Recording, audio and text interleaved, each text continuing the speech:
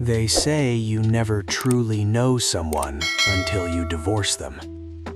I thought that was just a cynical cliche people threw around when they were bitter. I never thought it would become the defining quote of my life. My name is Mark. 7 years ago, I married the woman I thought was my soulmate. Let's call her Sarah. We met in college, struggled through our early 20s together, eating ramen noodles and dreaming of the future. I worked double shifts at a warehouse while finishing my engineering degree. She worked retail while studying marketing. We built us from the ground up. By the time we hit 30, we had made it. I landed a senior role at a tech firm, and Sarah was a project manager at a high-end advertising agency. We bought our dream house, a beautiful place with a backyard for the kids we planned to have soon. Life wasn't just good, it was perfect. Or so I thought.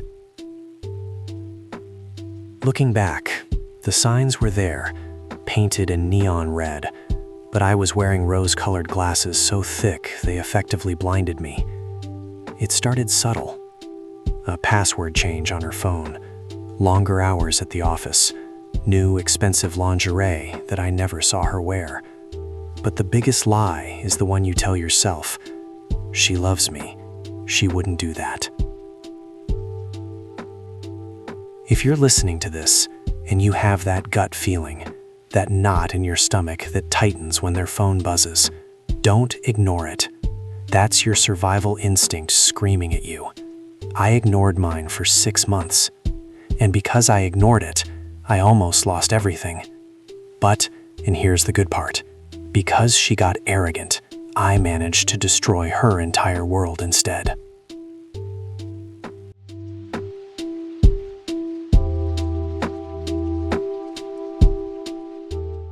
It all changed in October. Sarah started talking about her new boss constantly. Let's call him Greg. Greg was charismatic. Greg was a visionary. Greg understood the market. At first, I was happy for her. But then, the late nights started. Inventory checks, she said. Client dinners, she claimed. One Tuesday, she came home at 11 p.m., smelling of a cologne I didn't own. It was a musky, expensive scent, Santal 33, I think. When I hugged her, she flinched, just a micro movement, pulling her shoulder away, but I felt it. She went straight to the shower.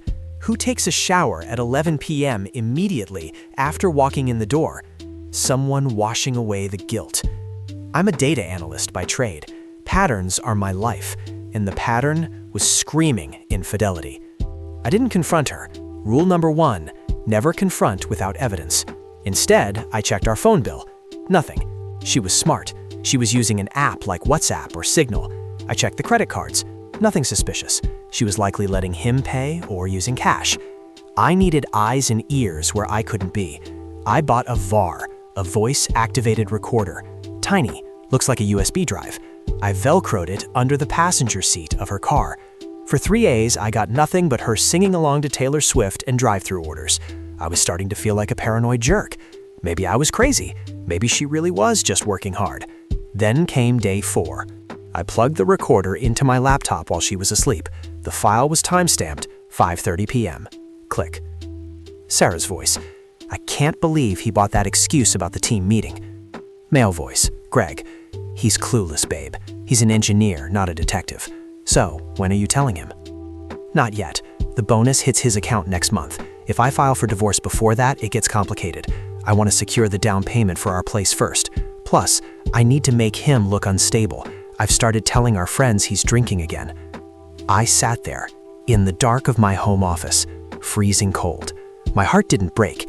It shattered into dust. She wasn't just cheating. She was planning an exit strategy. She was waiting for my annual bonus, roughly $50,000, intended for our renovation, to steal it. And worse, she was gaslighting our social circle, painting me as an alcoholic so she could play the victim when she left. I didn't sleep that night. I stared at the wall, and I made a choice. I could be the victim, or I could be the villain she deserved.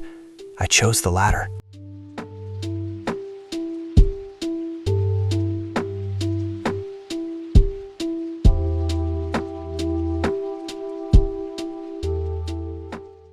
The next morning, I practiced my smile in the mirror for 10 minutes before going downstairs. I made her coffee. I kissed her forehead. I played the part of the clueless, loving husband. This technique is called the gray rock. You become as boring and unreactive as a rock, giving them nothing, while internally you are moving pieces on a chessboard. I contacted a lawyer immediately, not just any lawyer, but the most shark-like divorce attorney in the city. I showed him the timeline. I played him the recording.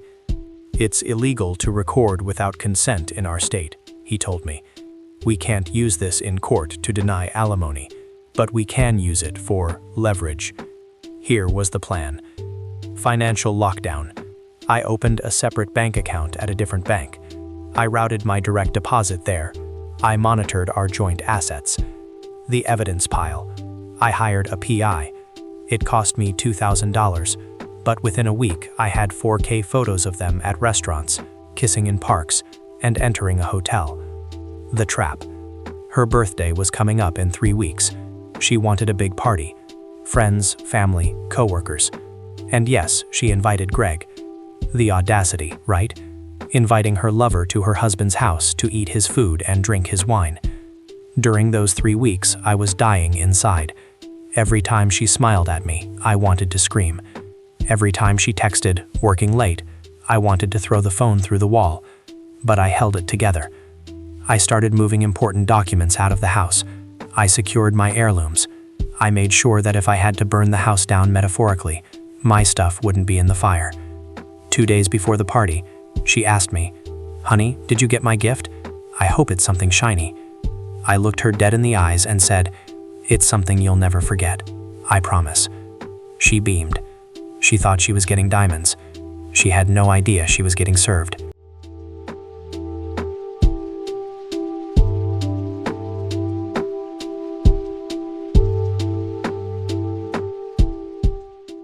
The night of the party arrived. The house was packed. Her parents were there, sweet people who loved me like a son. My parents, our college friends, and Greg. He walked in with a bottle of wine, shook my hand, and smiled. That smug arrogance. He looked at me like I was an insect. I played the perfect host. I filled drinks. I laughed at jokes. Around 8 p.m., it was time for speeches and cake. Sarah stood in the center of the living room, glowing, holding a glass of champagne. Greg was standing uncomfortably close to her, smirking. I clinked my glass with a spoon. The room went silent. "Everyone, thank you for coming," I started. "Sarah, you've been my partner for 7 years. We've built a life, and tonight I wanted to share a special retrospective of our year, leading up to a very special announcement." Sarah looked excited. She probably thought I made a montage of our vacations. I connected my laptop to the massive 75-inch TV in the living room. Slide 1, us on our honeymoon. Awes grew a crowd. Slide 2, us buying the house. Clapping. Slide 3, a screenshot of a text message. The room went quiet. It was a text from her to Greg. Text reads, "He's so pathetic. I can't wait to be in your bed tonight." Sarah froze. Her face went from flush to ghost white in a split second. "Mark, what is this?" she stammered, her voice trembling. I didn't answer. I clicked next. Slide 4, a photo of them kissing in the hotel parking lot. Slide 5, a photo of Greg's hand on her thigh at a dinner where she said she was with clients. The silence in the room was deafening. You could hear a pin drop. Her mother gasped, a loud, horrified sound. And finally, I said, my voice calm, "The special announcement." I reached under the table and pulled out a manila envelope. "Greg, you might want to leave. I've already emailed this presentation to your wife and the HR department of your company. They have a strict policy against superiors sleeping with subordinates." Greg turned pale. He bolted for the door without a word. I turned to Sarah. She was crying now, the fake, panic-induced tears of a narcissist caught in the act. "And Sarah, happy birthday. These are divorce papers. You have 30 days to vacate the house. Since I bought it before the marriage and the prenup stands, well, you know the math. I dropped the envelope on the cake. Party's over, everyone. Please drive safe.